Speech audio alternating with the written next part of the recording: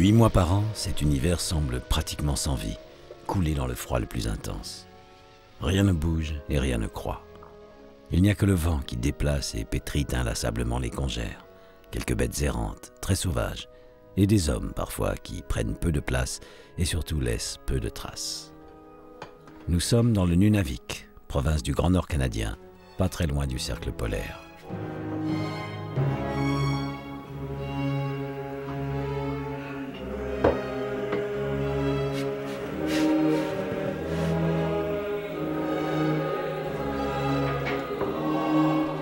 Yun si makanya lang ito pagdadik. Pag nailangalan.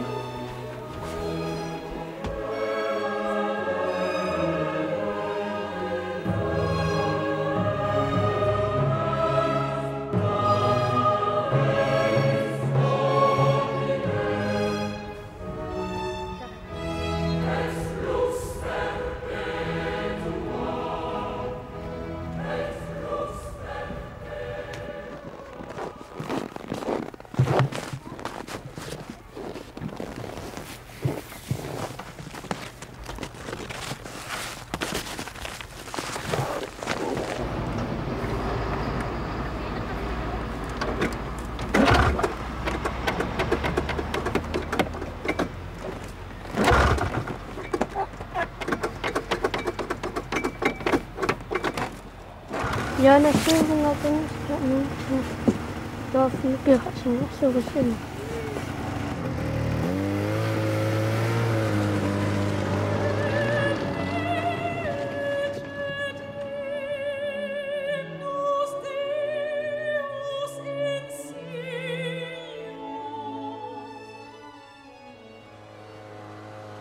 C'est une légende vieille comme le monde, plus même. Elle date du temps où le soleil n'existait probablement pas encore. Il était une fois une très belle jeune fille, du nom de Kanakapfaluk, qui refusait tous les prétendants qu'on lui proposait. Elle fut finalement enlevée par un chien qui l'emmena dans son île. Ils eurent ensemble plusieurs chiots. Un jour, alors que son mari était sorti, Kanakapfaluk mit ses enfants dans ses bottes et les poussa à la mer. Les uns durent errer longtemps avant de toucher terre. Ils donnèrent naissance aux Blancs et aux Amérindiens, qui ressemblent à des hommes, mais n'en sont pas tout à fait. Les autres, qui étaient les plus forts, les plus beaux, les plus débrouillards et les mieux aimés, abordèrent tout près. Ils sont devenus les hommes véritables, les Inuits. On trouve des dizaines de versions de cette légende, mais peu importe, quel que soit le ton adopté, on voit toujours s'y profiler cet être particulier qui se perçoit comme différent de tous les autres et qui forme tout autour du continent arctique une race distincte et homogène.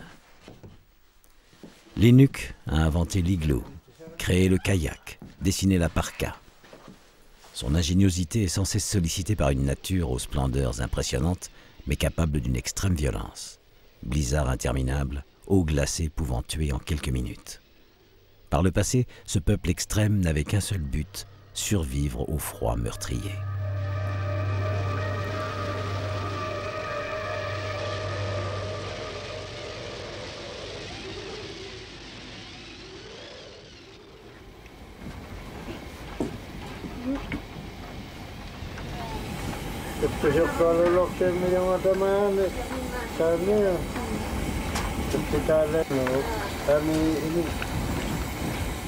Iya lahat bigyan kasi. Paano sa tanong?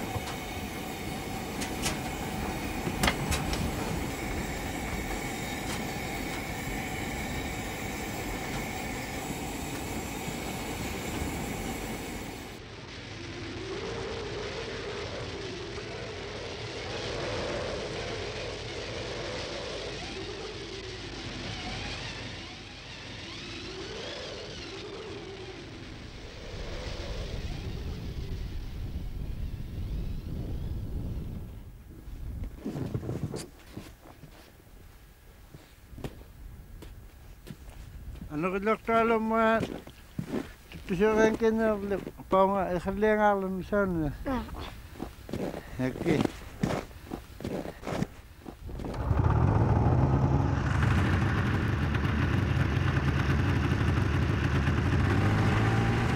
Makhalem elektromatat.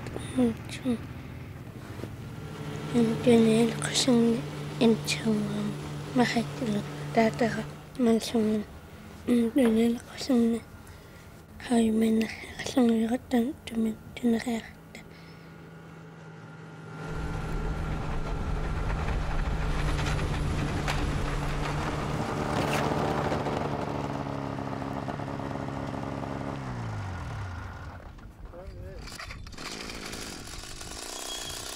Le poisson n'est jamais très abondant dans les mers arctiques. Par contre, il foisonne dans les lacs et les rivières de la toundra. 9 mois par an, que ce soit en mer ou à l'intérieur, il faut percer la couverture de glace pour pouvoir pêcher. À la fin de l'hiver, sur les lacs, elle atteint souvent plus de 2 mètres d'épaisseur. La foreuse motorisée a remplacé les gouges et autres pics utilisés par le passé, ce qui permet de gagner un temps considérable.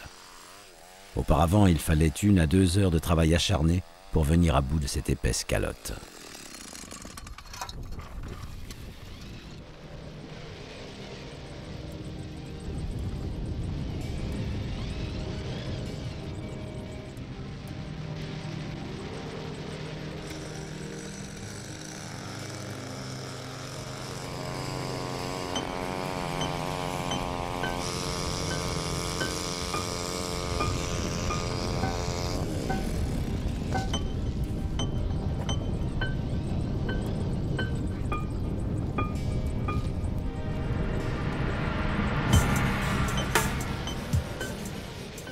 La pêche au coup se pratique avec une ligne de nylon et un simple crochet. On se sert de peau et de chair à poisson en guise d'appât. La ligne est enroulée sur un support court que le pêcheur agite sans cesse. La technique est simple. Il guette le poisson à travers le trou et dès que ce dernier mord à l'hameçon, il ferre.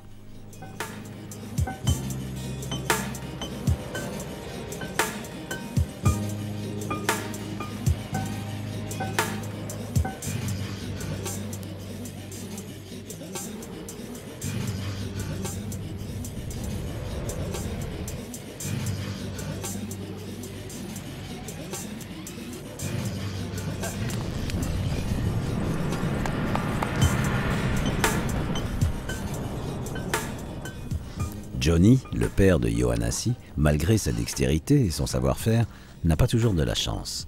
On reste parfois des heures allongés sur la glace avant une prise.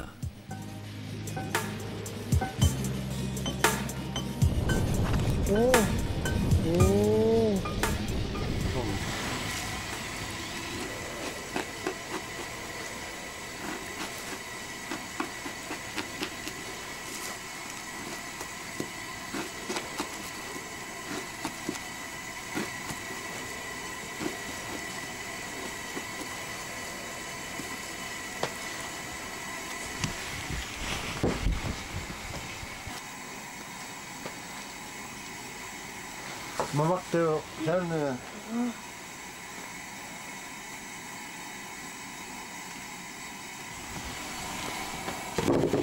Cantik ya, cukup berat ya.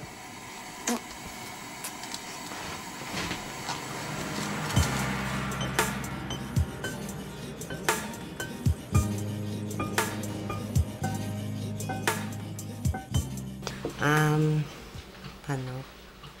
Piakatungatan di manit. Angayot si pangayaki sa bantini ukiulik. Ang nakayo na si 12 nukiulik. Malo ilay sa 16. Maki 14 ukiulik. Victoria 7. Yaki manilin yan ang ano kangalok tutuk. Dans le village de Korjik-Juak, les loisirs sont rares, surtout en période d'hiver. La télévision et ses émissions en inuktitut permettent de rompre la monotonie ambiante. On se retrouve serrés les uns contre les autres, comme par le passé, à l'intérieur de l'igloo. Les Inuits évitent au maximum les sorties pendant cette longue période de froid.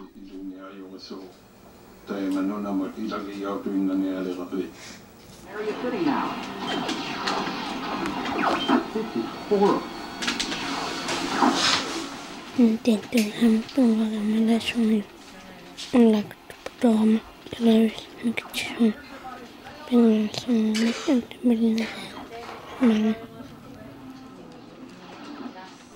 Yohanasi est un passionné de Nintendo. Il consacre la plupart de ses instants de liberté à manœuvrer sa console. Dans son village, c'est un champion dans ce domaine.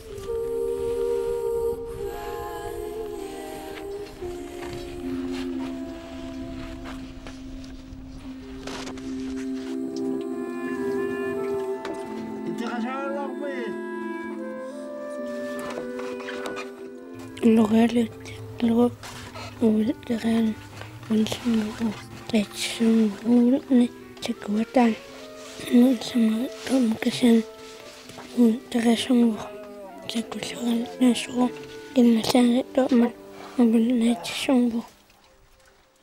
Dans le village de Kanjik-Suduak, comme dans 2 ou 3 autres de la région, les habitants pratiquent une activité particulière et unique au monde.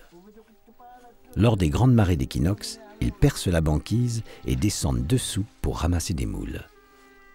Le temps de ramassage est court sous ces 3 mètres de glace. Il faut se dépêcher, la marée remonte très vite. C'est d'ailleurs l'inquiétude qu'a Johnny à cet instant.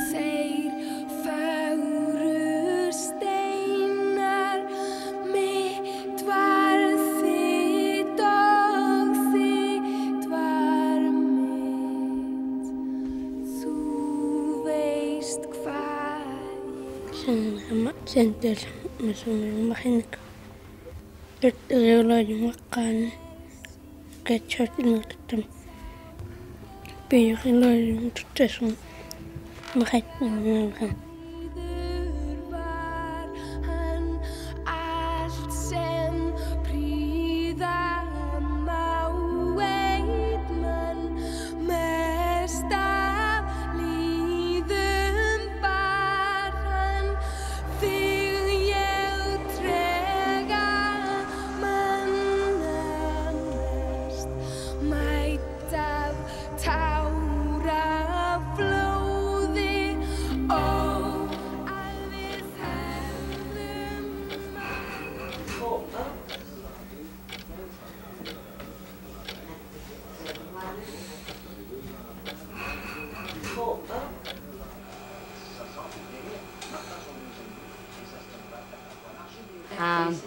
Daksa nga ona tigwa kalaga ona pera ka tigwa tsugo sitamane nammene haktunga ona talli magayo yo tigwa tsugo inutuine tigwa kunna sol inutuine kalen pitari gumalakala to kami tigwa kunna sol. Chez les Inuits, l'adoption est une adaptation des traditions anciennes. Par le passé, quand un enfant naissait, Ils passaient de main en main pour éviter une trop grande attache affective qui leur aurait fait souffrir. À cette époque, les couples, pour subvenir aux besoins vitaux de la famille, se déplaçaient fréquemment. Les enfants en bas âge étaient alors confiés aux proches ou aux voisins. Dans le village, beaucoup d'enfants sont adoptés. Les parents biologiques de Victoria se trouvent à 2 maisons de son habitation. Elle les voit de temps en temps, mais sa véritable famille de cœur reste celle de Yohanasi. Administrativement, cela est fait en bonne et due forme, selon la loi canadienne inuit. C'est la famille adoptive qui déclare l'enfant à la mairie.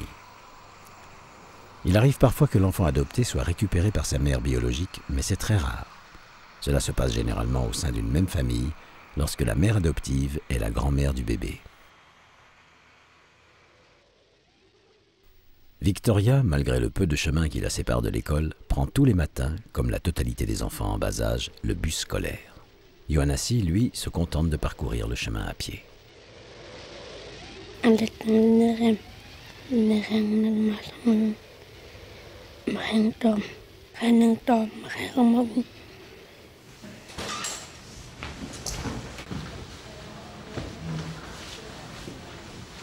Je m'appelle Tracy Morgan. Je suis enseignante ici à l'école Arsenic.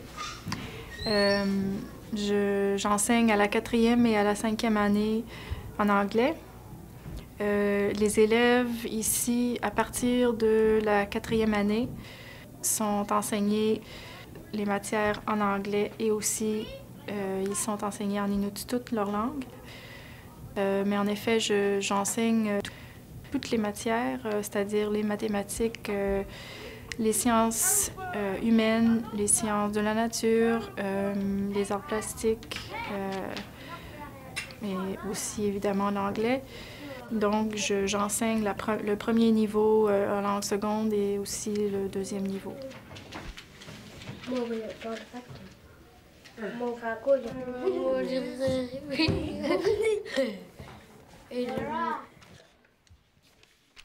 Dans cette classe, une petite fille est muette et malentendante. La structure scolaire, avec l'aide de l'État canadien, lui a dépêché une interprète. Cette dernière l'accompagne pendant toute la durée de ses cours. Le problème ici, c'est que le système scolaire, qui est le système scolaire canadien, n'est pas adapté au peuple inuit, aux besoins du peuple inuit. Ce qui arrive souvent, c'est que ceux qui finissent leurs études secondaires, ils finissent avec un niveau de langage de deuxième langue, soit le français ou l'anglais, qui n'est pas suffisant. Cette inadaptation leur empêche de passer à travers le cégep, ce qui est ici 2 ans de cours de préparation pour pouvoir aller dans les études supérieures, c'est-à-dire à l'université.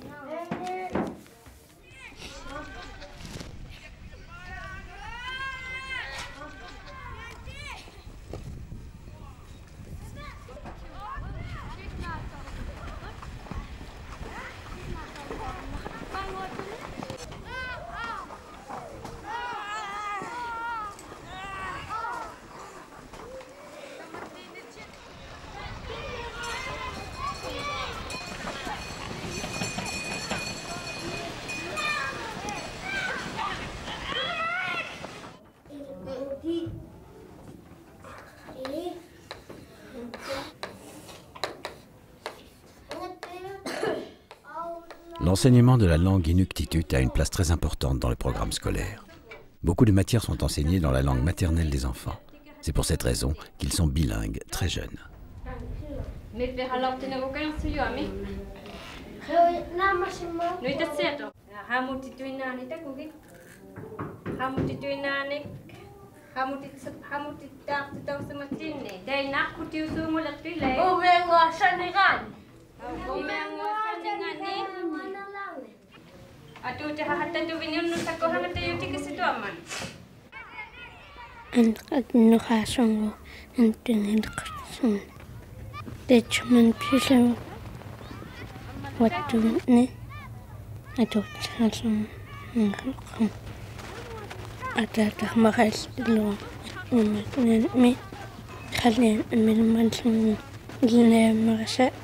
nation Jenny Cushion. Hey, don't listen. Can console. Console. Il est changeant. Même ma tête. Detachment plus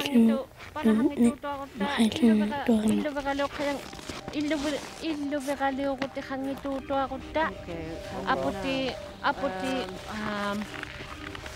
sillä miityinaruneiluta aputi imettu aputi vallo mehini aputi vallo Pihat asam inne dawanin was johat teman hatmas aning wasibin.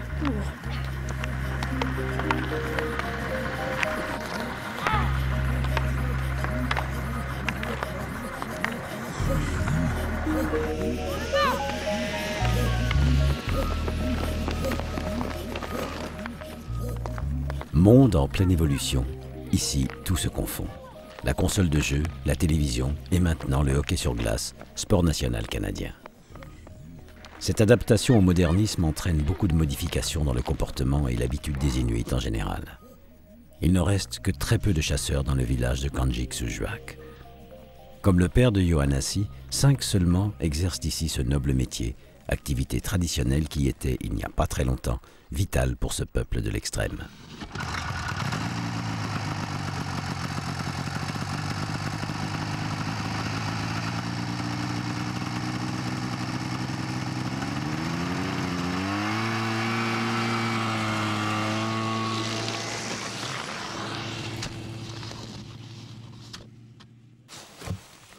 Yohanasi, malgré les tentations modernes qui l'entourent, exprime régulièrement le besoin d'accompagner son père dans ses sorties.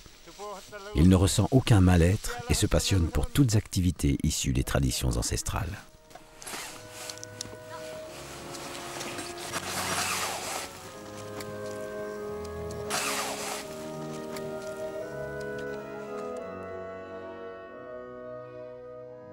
Comme par le passé, les dangers sont toujours aussi présents.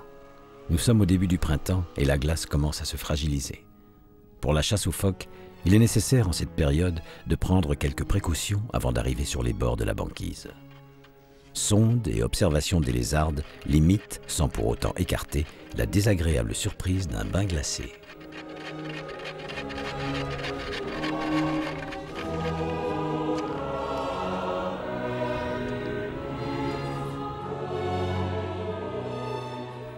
Chez tous les Inuits, la chasse au gros gibier, caribou, ours, phoques, était l'activité de subsistance primordiale et capitale dont dépendait la survie des clans. Elle commandait les grandes migrations et exigeait de tous, hommes, femmes et enfants, une formation hautement spécialisée.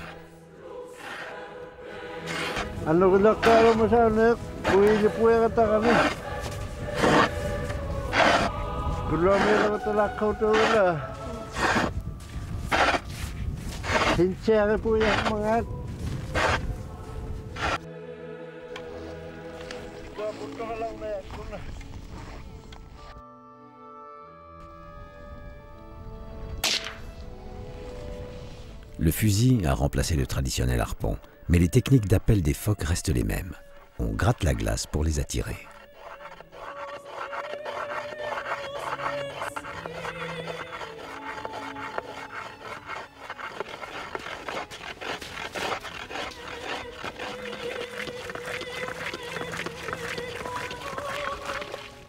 Yohanasi profite de ce genre de sortie pour s'imprégner des techniques de chasse que lui inculque son père. Il souhaite préserver quelques traditions. Il n'ignore pas que la vie des Inuits a été un exploit. Presque tous les autres peuples fuyaient le froid. Eux ont résisté, malgré la peur, la solitude et 1000 souffrances. Et ils ont survécu.